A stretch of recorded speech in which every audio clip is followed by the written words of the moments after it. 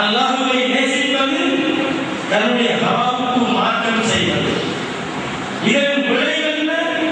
வம்மா மன் காஃப வகாம ரப்பிஹி வநஹன் நஃப்ஸ அனில் ஹவா final ஜன்னத ஹியல் மஅவா. அல்லாஹ்வை பயந்து என்ன இடத்தில் எப்படி அல்லாஹ்வை பயப்பட வேண்டுமோ அப்படி அவன் பயந்து தன்னுடைய நஃப்ஸிலிருந்து ஹவாவை பிரித்து அதை வேறு பக்கத்தில் செயல்பட வைத்து ரூஹ் பக்கம் செயல்பட வைத்து அவன் செயல்படுத்துவார் என்றால் அவன் சொர்க்கத்திற்கு போயிடுவான். அல்லாஹ் சொல்றான். நம்முடைய தரீகாவில் காதரியாவில் இன்னும் ஒரு பகுதி இருக்கிறது, ஒரு முன்னேற்றமான பகுதி. அது நக்ஷபந்தியா தரீகா. நக்ஷபந்தியா தரீகாவுடைய அடிப்படை என்ன? நான் என்ற உணர்வை இல்லாமலாக அவ்வளவுக்கும் இந்த நபில் வஜூத். எங்களுடைய தரீகாவில் மிக இலகுவான அல்லாஹ்வின் சேர்வதற்க இலகுவான வழி அறியுமா? தன்னை அறிந்து கொள்வது, தன்னை அறிவது. நான் இருந்தேனே, நானும் அழிந்தேனே, நானாக இருந்த தன்னை அறியேனே என்று நம்ம சேர்வார்கள் சொல்கிறார்கள். நானும் வேறும் இருப்பவருக்கு தூராது துரோகமானாய் திரியோடு நீயும். இறைவனுக்கும் நாம் நமக்கும் உள்ள உறவு என்ன, விரும்பு என்ன என்ற அடிப்படை தத்துவத்தை புரிந்து அல்லாஹ்வுக்கு நமக்கும் இருக்கக்கூடிய தடையும் திரையையும் விளங்கி அந்த திரையை நீக்கி அகற்றி இறைவனில் சங்கமாகுவதற்கு பெயர்தான் வெற்றி முக்தி. அதற்கான இலகுவான வழி என்ன? தன்னையே அழித்துக் கொள்வது, நான் என்ற உணர்வை இல்லாமல் ஆக்குவது. நான் என்ற அந்த உணர்வை நாம் ஒட்டுமொத்தமாக அழித்து விட்டால் அப்போது நாம் அடிமையாகுவோம், அல்லாஹ் எஜமானாகுவார். நாம் அடிமையானால் அல்லாஹ் எஜமானாக தெரிந்தால் அவன்தான் வெற்றி அடையவர். தன்னை எப்போதும் தன்னுடைய பலவீனத்தையும் தான் எதனால் ஆக்கப்படுகிறோம் என்பதையும் புரிகிறானோ அப்போதுதான் எஜமானை அவன் தெரிவார். சின்ன திரையில் இருக்கின்ற பொம்மலாட்டத்தை பார்த்து ரசிக்கின்ற பிள்ளையாக அல்லாமல் சின்ன திரையில் இருக்கின்ற பொம்மலாட்டத்தை வேறொருவர் மூளை வைத்து ஆட்டுகிறார் என்று புரிந்தவனாக எப்போது ஆகிறானோ அப்போதுதான் அவன் தன்னை அறிவார், தன்னை பின்னால் இறைவனை அறிவார். நாம் சின்னத்திரையில் பார்த்து மயங்குகின்ற ரசிகர்களாக அல்லாமல் நாம் யதார்த்தத்தை புரிந்து நடிப்பு என்று விளங்கியவனாக எப்போது மாறுகிறோமோ அப்போது நாம் வெற்றி அடைகிறோம். அந்த வெற்றி தான் முக்கியமானது. அந்த வெற்றியை இந்த உலகத்தில் அடைந்தால் மறு உலகம் வெற்றி அடையும். அதை அடைய இல்லை என்றால் அங்கு கவலையும் கண்ணீரும் தான் சொர்க்கத்திலேயும் நமக்கு நெஞ்சில். ஆகவே சொர்க்கம் அல்ல நம் குறிக்கோள், சொர்க்கத்தின் சுகமும் அல்ல, சொர்க்கத்திற்குள் வைத்து நிரப்புவதல்ல நமது குறிக்கோள். நாம் இறைவன் தரிசனத்தில் சொக்கி நிற்பதுதான் குறிக்கோள். அந்த குறிக்கோளை மையமாக கொண்டு செயல்படுவவர் ஒரு முரீத். முரீத் என்றால் அல்லாஹ்வை நாடுபவர், அல்லாஹ்விடத்திலே அவருடைய விருப்பத்தின் அடிப்படையில் செயல்படுபவர்.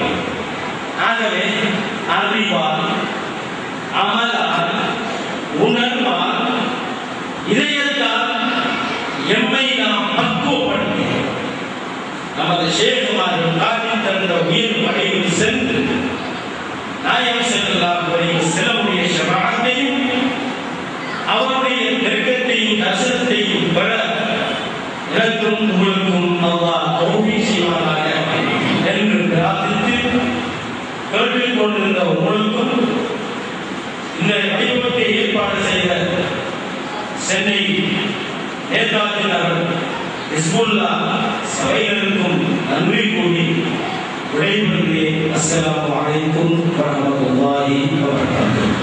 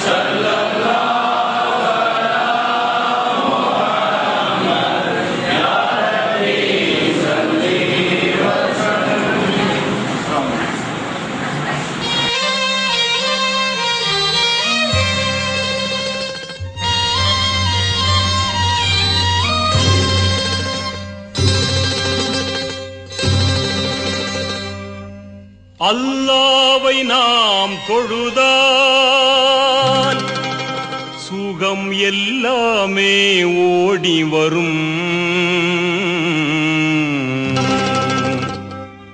அந்த வல்லோனை நினைத்திருந்தால்